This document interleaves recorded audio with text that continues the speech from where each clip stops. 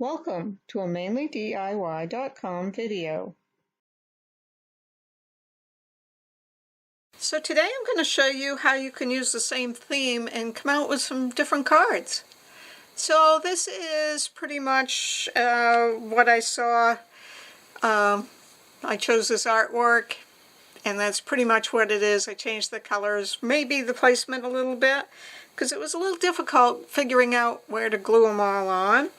And if I'd been a little smarter, I would have taken my green here that was my cutout piece, lay it on my background and lightly trace it, and that would have given me this framework where the green is, and then everything else I could make fall in place a lot easier. This one is kind of going to be a twofer because I've cut out all the shapes in white and pasted them down on this blue stock.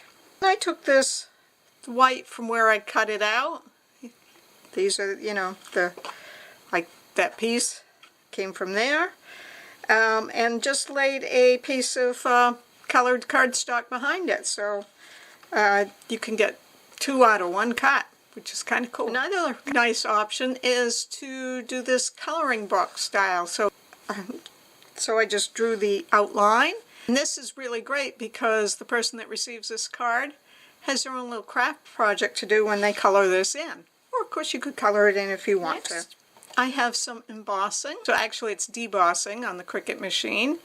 And it's subtle, but it's there. It's kind of cool. And I'll show you a couple more of those. So this is just on white. It's actually textured white. You do want to make sure your paper's thick, or your cardstock or whatever you're debossing on is thick enough to handle the deboss, because if it's not, it will tear it up.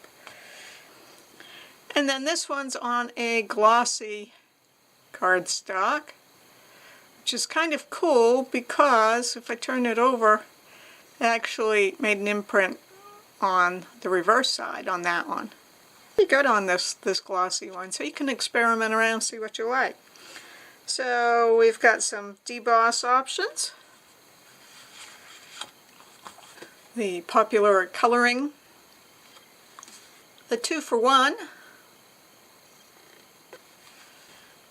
and the original.